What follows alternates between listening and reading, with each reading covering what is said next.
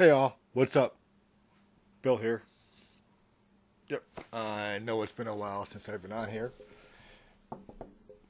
but I've been doing some research off and on, and this one was, I'm not going to say it was hard, but the people I've been talking to couldn't really give me the answers that's what I was looking for, but I gave them a question and they had a hard time actually answering it. Kind of. So, I had to do a lot of research, watch videos, looked online. So, I don't know. So, the big question here is who is the biggest enemy that we have when it comes to Mandela Effect? And I'm pretty sure I have the answer to that, but most people aren't going to like it. But before I get into that, I ran into a glitch the other night on the way home. So I was driving home, and about 15 minutes, about 15 minutes into it, and most of the roads I take are back roads, so there's no traffic or anything. And I was passing the field. I came through a three-way. Well, one way, actually. I don't need to stop. So, I just glanced over, and, you know those metal boxes normally used for either telephone lines or cable lines? They're probably about, I don't know, maybe like 2 to 3 feet. Yeah, 2 to 3 feet high. And they're like a box, just... and probably like 3 inches from side to side. Well, I was looking at it, and I was just driving up to it, and it was up in the air, about at least 2.5 feet, where it shouldn't have been. And I'm driving, I'm just looking at it, and it's like, and then as soon as I turn to look at it, and it just falls right back to the ground. And I'm sitting there going, first off, why was it in midair? How did I catch it actually in midair? And then watch it just drop. And it all happened within probably 40 seconds. I'm not sure how long it was in the air before I came onto it. So yeah, that kind of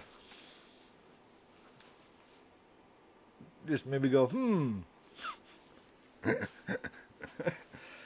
Yeah, that was just weird.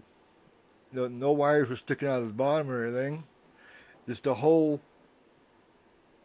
3 foot of it was right in the air. And then it came down. I don't know if it slammed down or just dropped down or what, but it just went. It was like, oh crap, it sees me. Something like that. I don't really see glitches a lot anymore. Well, it was like the first time I've seen one probably in a good month or so.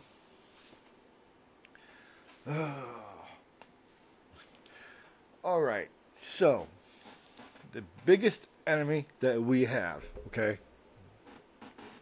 Biggest one that we have.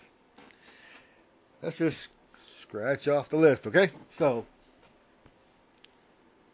we don't know how it's called. Okay. Yet. At all. I don't think anybody has any answers. You know, none. Zip. We are still at zip nada on this stuff. So, the biggest enemy that we have, guess what? It's not CERN. It's not the D-Wave computer, okay? It's not the government. It's not the aliens. It's not some guy in his basement trying to brainwash all of us. And if I do have a mad scientist living next to me, I'd probably walk over there and introduce myself and meet him. Ask if we did do it. If we did, it's okay. No one's going to miss him. So, this is just my opinion, my thoughts, my stuff. So here goes. You ready? Are you ready? The biggest enemy that we have in this whole Mandela Effect. Basically you. And me. But you. And me. Well, you're probably thinking, what the heck is he talking about? Basically, we are our own worst enemy. I've been told that a bunch of times through my life. You are your own worst enemy. Oh, well. But we are when it comes to the effect.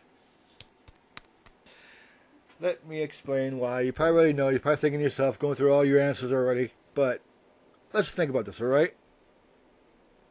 Okay.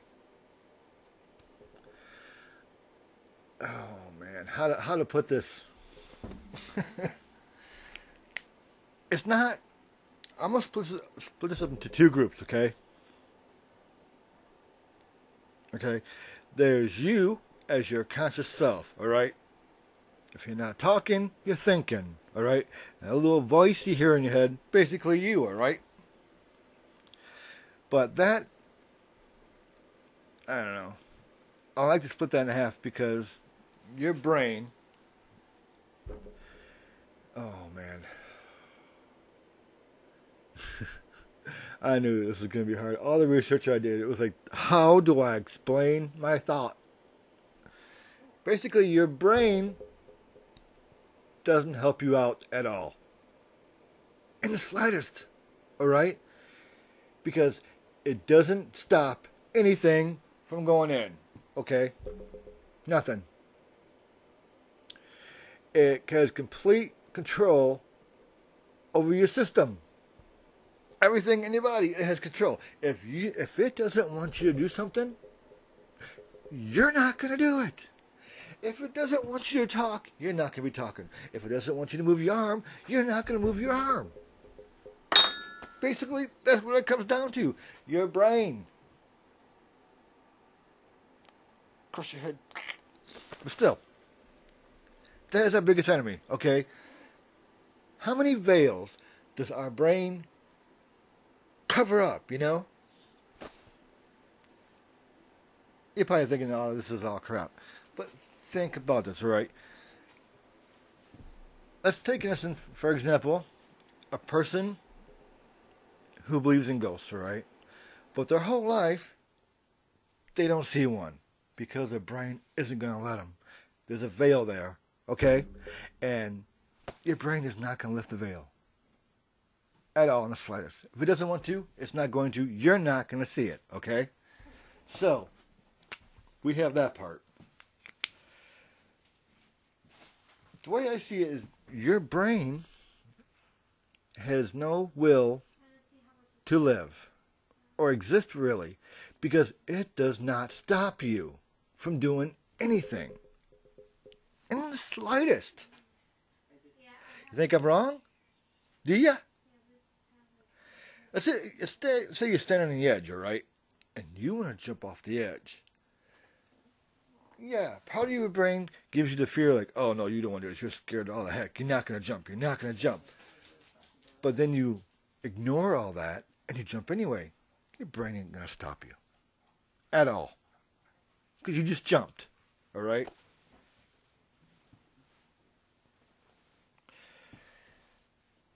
It's not here to help you at all. It doesn't care about you at all. How many people mess their brains up? How many people do drugs up their nose and it goes right in their brain? They don't care. Their brain don't care. It has nothing in the world of care for you at all. I know, it sounds bad. Alright? Because you have this thought and it creates thought and stuff. But then you can ignore everything and do what you want. So when it comes to the effect, what's different? Anything can go in and just take something out or replace something or totally change stuff around you and your brain's just going to go, oh wow, look at that. Cool. Well, Okay. Yeah. And then go on with yourself, you know? Yeah, it's all my son out there.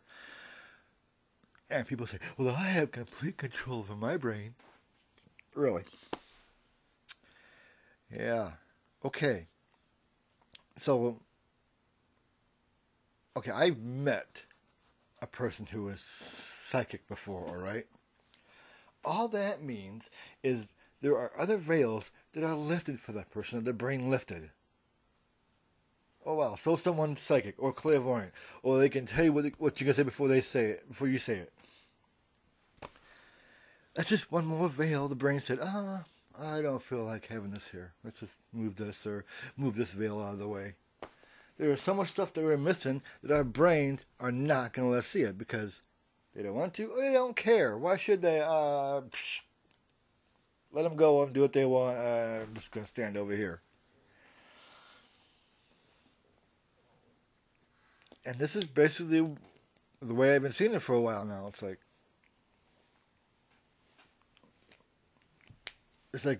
maybe this person's brain wants them to be really smart, so they're really smart.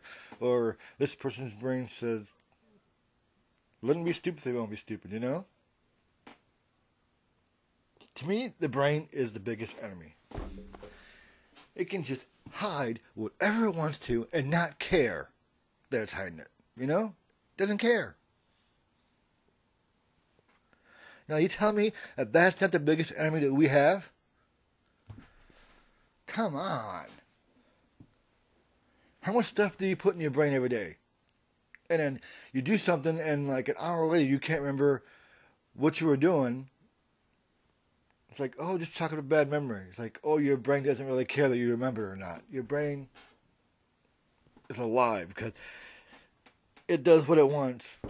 And if it wants you to remember something, it's going to remember what you remember. If it says, I don't care if it remembers that, you're going to forget it.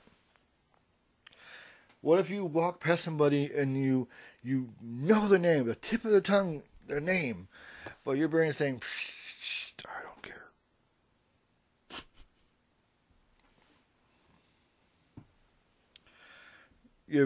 Our brains have complete control over everything. And you're thinking, well, it helps me remember stuff. No, it doesn't.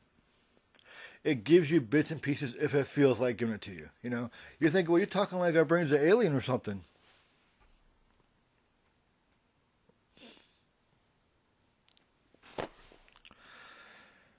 And there are so many people there who can explain the brain backwards and forwards, and show you little pictures inside the brain, how this lights up there, this affects this area, and this affects this area.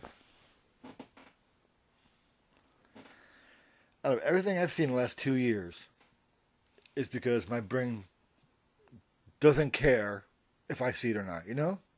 It doesn't care if I can see a freaking ghost walking down the freaking road, or if I see that box floating in midair and slam to the ground. It doesn't care if I saw the birds sound like they were digital or something, you know? It doesn't care if the effect messed up my brain and gave me all these memories where I have no memories from this, what we could say is a new timeline. You know? You guys are sitting back and thinking about the Mandela Effect, and you're just, it's like, you're going through everything, you see stuff, and you think, well, I can see it because I can see it, but you're only going to see what your brain lets you. And then once you think about it for a couple minutes, you're going to come to realize, like, oh my God. It's like, when is the brain going to say, just let something pass? When? When are they going to say, when is it going to say, yeah, you can have this, go ahead, look at it for a while, then I'll take it back. You know? It's like there's ways you can, I don't know if there's ways you can trick it. It's your brain. How are you going to trick your own brain, you know? Is there a way to trick it? And people think, well, you can teach your brain to do this. It's like, really? It's like, this guy has awesome memory. He can remember everything from like 20 years ago in detail. Okay, cool. That just means his brain lets him do it. What if he woke up the next day and he couldn't do that anymore? What's he going to chalk that up to? It's like, oh no, I can't remember the last 20 years. Details are all gone. You know? What's he going to say that's like, oh, there's something wrong with my brain. My brain won't let me do it no more.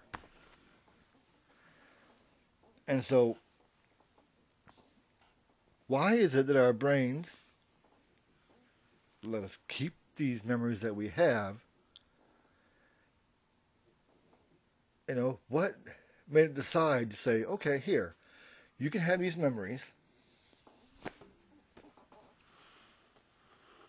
Don't affect me at all. I don't care, you know? It's mind-boggling. Oh, damn. Yeah, it's messed up. And there people out there might come up with your excuses. Well, you don't know what you're talking about. We have complete control over our brains, and we see stuff because we can see it. So why can you see it?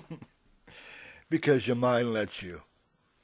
And if you don't want to see it, it probably won't let you tomorrow or the next day, maybe a week from now. People are out there being a genius because their brains are letting them. And it just bugs me that our brains, I guess, won't lift more veils. Like maybe tomorrow another veil will be lifted. Maybe next week a new veil will be lifted so we can see more and understand more, you know? But there was a time where